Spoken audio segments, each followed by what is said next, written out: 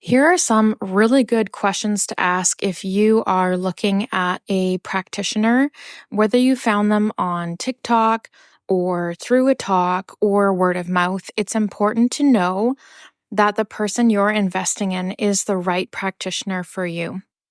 So, one of the most important questions you can start out with is understanding if their style of work or coaching is a good fit for you. So, for me, in the early days of my business as a holistic nutritionist and a consultant in the Okanagan, I would have taken on anyone as a client who was willing to pay, regardless of what they wanted.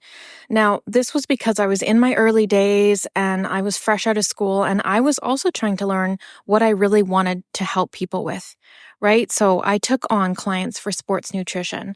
I took on all sorts of things that I absolutely would not take on now because I know they're not in my scope of practice. But at the beginning, this approach helped my business and reputation to grow. However, it did not set a good platform for me for aligned clientele. I had to grow into that aligned clientele that felt good to me. And a lot of my energy in the early days was spent adapting to different personalities and needs, as opposed to focusing on the client's needs and goals at hand based on what I was an expert on helping them transform. So you want to make sure that the person you're looking at and the person that you have talked to about working with works in a style that is going to work for you. And all you have to do is ask them, right? Ask them what that looks like. I also didn't realize early on that I was not a typical nutritionist, even though I was told that by others, and that I had a unique style, techniques, and a blend of spirit medicine that honestly wasn't for everyone. Right? So one big change that I had to make was who I accept as clients. If people are not interested in anything that has to do with self-development, personal growth, spiritual growth, mindset, open, then that client is not going to work for me. My methods will not work for that person. If they are seeking a nutritionist who will give them a meal plan and tell them their macros to eat for the day, I know where to send them. So if you are thinking about hiring me as your coach or anyone, you need to get on the phone, hear them, or meet them to ensure that energetically it's a good fit for one another, and that you can fully understand what they do and how they can help you. If working together doesn't feel like a good fit for me, then I always pull out my Rolodex. I always know who I can send that person to. And if I don't, I will spend the time finding them someone. And that's something that people really appreciate about me. I never just send people away, right? I'm like, I will find you someone who can help you with this. And it's no bad feelings. It's like, I want to help you no matter what, even if it's me saying, go work with this person. It's just a recognition that you can be better served elsewhere. And I have a massive and amazing Rolodex that I love sharing when I know that people can get helped better by someone else, even if they're in my same field. So number 2, a question that's nice to know is, does that person have a team? Or do they collaborate with other people in their field or other healers? You know, a lot of times you sign up for a program and then you're actually partnered with one of the people who runs it. You're actually partnered with one of their employees and you're being coached by one of their employees. And so you might want to know those things before you sign up for a program. Am I working directly with you, or am I going to be working with someone else? So 13 years ago now, incredible mentors were available to me. And I was really grateful, as, you know, most successful business owners were not accessible to someone like me who was just starting out. I was only 22. I didn't really know anyone, especially my age, who was going into business. I didn't have a huge contact list at that time. And so I was lucky enough to be surrounded by quite a few women and men who would regularly offer me support and advice this early on. And currently, I do not have a team that I employ, but I do have many, many support people in my circle. So that's something that people appreciate when they talk to me, is that when they invest in coaching, they're actually working with me directly. Like, when you sign up to work with me, I'm coaching you.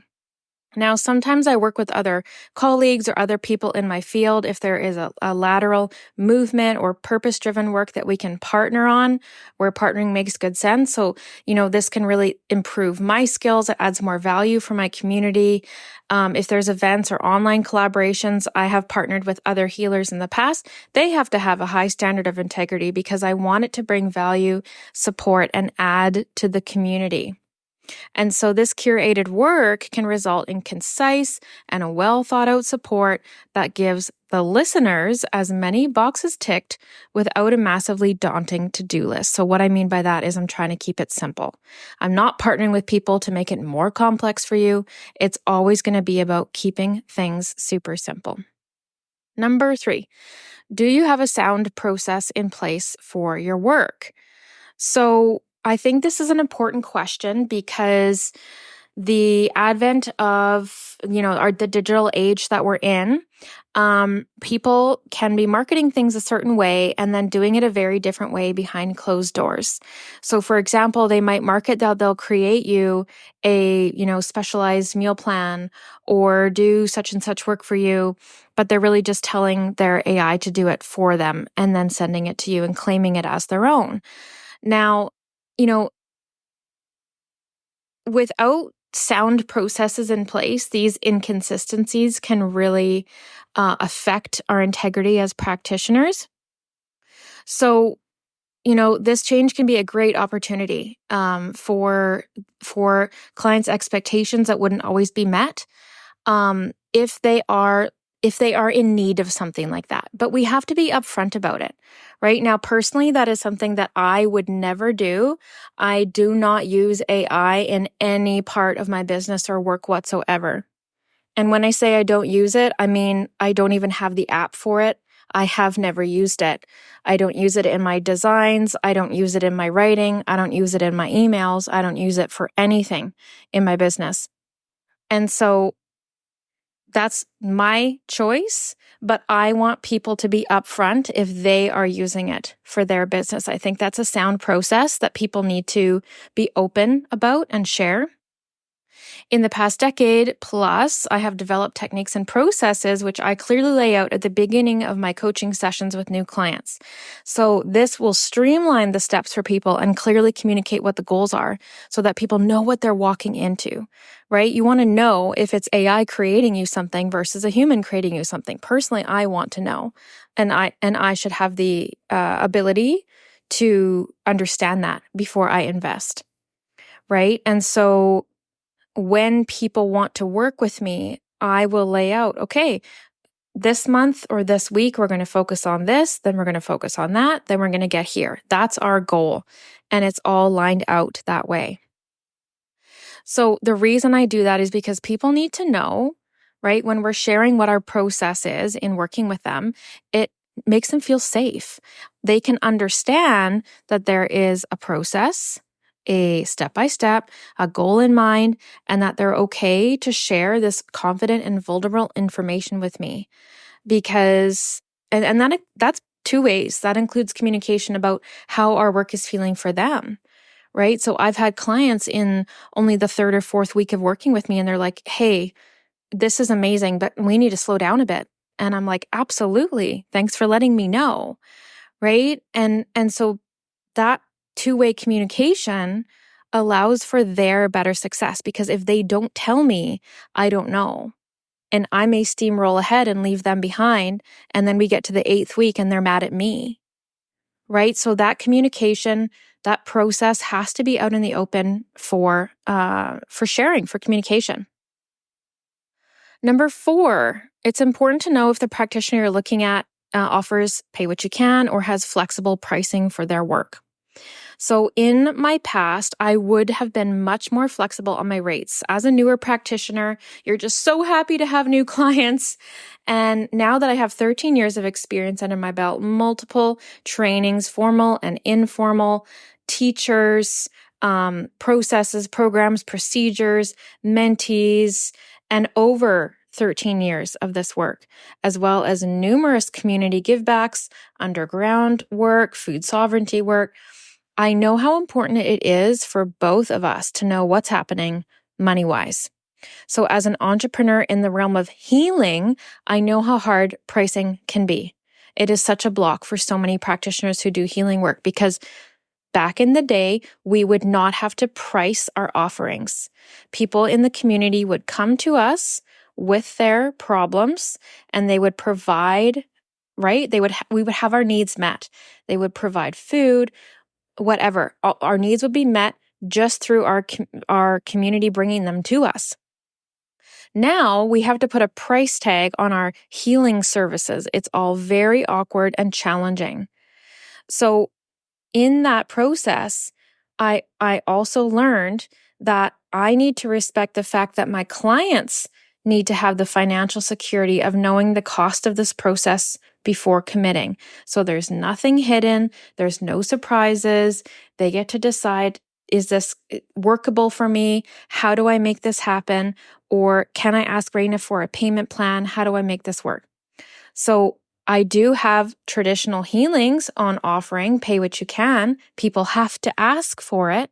But all of my coaching has a very clear and fair price tag on it for the value received. Number 5 is, do you have all the training required to offer what you say you're offering? Now, the reason I put this question in here is because there are a lot of people online who have little to no training in what they're marketing, and they're claiming to help people, and that's really risky. It's risky for you to potentially be throwing your money away, and it's risky for them, to be honest. So if I spin this question in the way of, do you have all the training required to offer nutrition advice in today's world? I'm going to say, I have the audacity to tell you that no one does. Okay, I have 13 years of experience offering nutrition advice, and I'm still saying I don't have enough knowledge to do that. We have so much information out there. There is no way that anyone can be completely up to date all the time because nutrition science is always changing. The way that I describe it to clients, which is kind of incorrect, but it's a fast way of describing how I feel about it, is that nutrition science isn't real. And the reason that I say it's not real is because one year this is this, and the next year this is that. And it's all funded and it's bought and paid for by the industries controlling the research. So I have over thousands of hours in the field of training and learning and working with clients, and I still don't believe in a one-size-fits-all approach to food.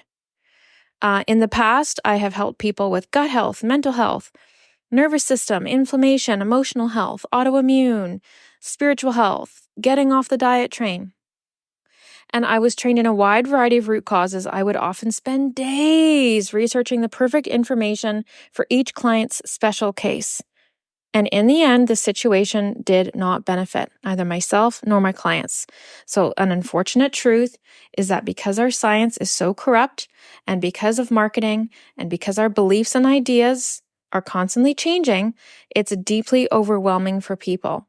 So this is an industry, nutrition, wellness, where vulnerable people are preyed on and made to feel guilt about themselves and their choices. I won't pretend that I have everything you need. That cannot possibly be the truth, and that would be an unethical way to practice. And I refuse to lower my standards, even if that means losing business. So what that means is if someone calls me up and says, I'm having these problems, can you help me with them? I need a guarantee. I actually won't be able to do that because I can't be in your home feeding you or in your grocery store buying for you. I can't do that, but I can guide you to do that. And can I guarantee that I will give you the best way to do your own healing work to be able to access that within yourself? Absolutely. If you commit and do the work. This is why my clients have such incredible results, because they are actually committed to putting in the time and doing the work. That's why they win. So these days, I stick with the very basics when it comes to wellness and just really common sense nutrition because there's so much garbage out there. There's so much garbage on TikTok. It's insane. I will never tell you to listen to influencers online or to hop on the newest, hottest trend diet bandwagon. I focus on practices and the very simple, proven basics when it comes to food. Whole foods and proper hydration, exercise and mindfulness. I'm going to coach you to learn your body's needs so you aren't spending hours and hours a day trying to do it perfectly because you won't find that. And this allows you to directly benefit from the truth that our body does the healing, right? And our nutritional needs are evolving and changing. And knowing that is going to save you money because you won't have to be investing in programs and gimmicks and specialty packaged foods mailed to your house and a nutritionist to spend hours a day researching for you, but it's really AI that just says, hey, you should eat this way. All that useless stuff can just be gone out of your life and you can get back to focusing in on you. So what I teach you, this knowledge of yourself, that lasts a lifetime. Number 6. So a really important question to ask practitioner if you're thinking about working with them is, how do you handle changes to the scope of our work as we dig into more? So what that means is, I have had experiences where clients come and they'll say, well, I have this problem. And I'm like, great, let's dig into that. And then a month into our coaching, they're like, oh, actually, I have this problem. I want to focus on this now.